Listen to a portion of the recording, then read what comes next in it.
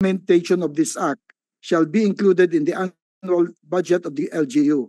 The DOT, through the Tourism Infrastructure and Enterprise Zone Authority, CHESA, if necessary, may include such allocation in the CHESA program. So we made it now more specific. And again, my apologies. This should also apply to the previously approved 8004 to make everything at par already, Mr. Chairman.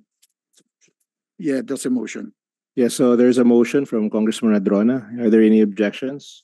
There being none, the motion is approved and subject to style.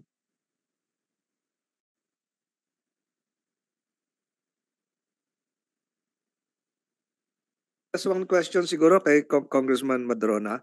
And before we proceed, Mr. Chairman, if we can Please proceed. also ask the mayor of San Jose, is there a provision, is there an airstrip right now in Carabao Island? Airstrip? Yes, Mayor, please. Ulit po, sir. Anyway, wala pa po kaming airport.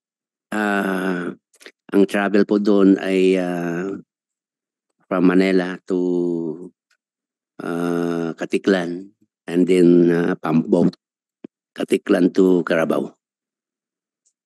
Then another follow-up question is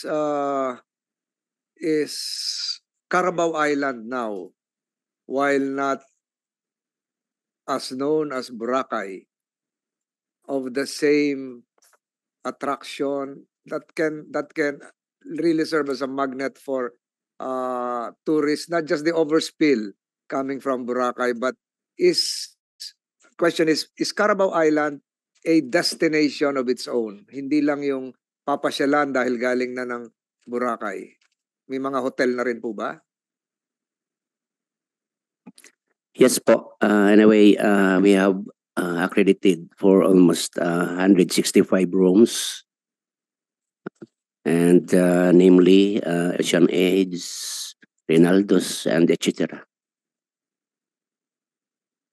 Then siguro po kay Congressman, do we have the same provision which you proposed a while ago that would be applicable for Carabao Island?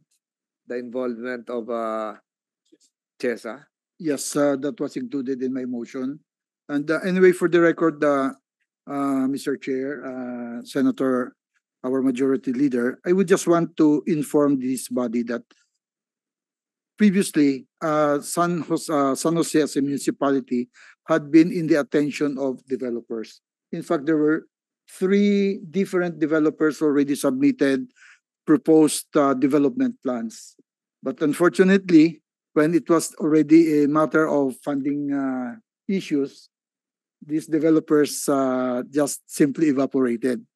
But frankly, right now, what we can say is, and proudly say is, the island now has a circumferential road that is already comparable to, how do you call, our national roads. And you will remember, Sen Mark, you were a very one among the more instrumental in helping me here.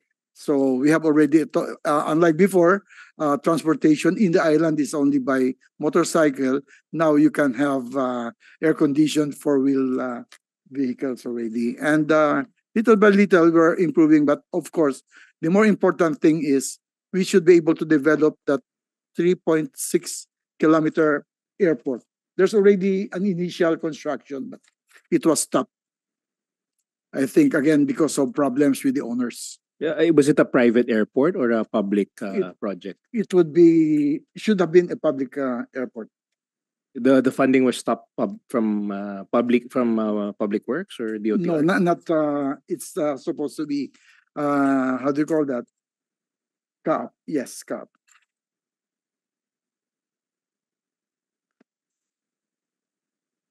Chairman, may I be now allowed to make the motion?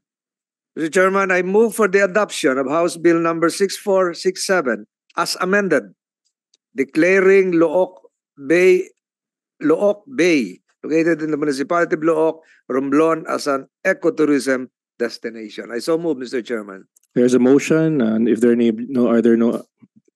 no objections, the motion is approved. Mr.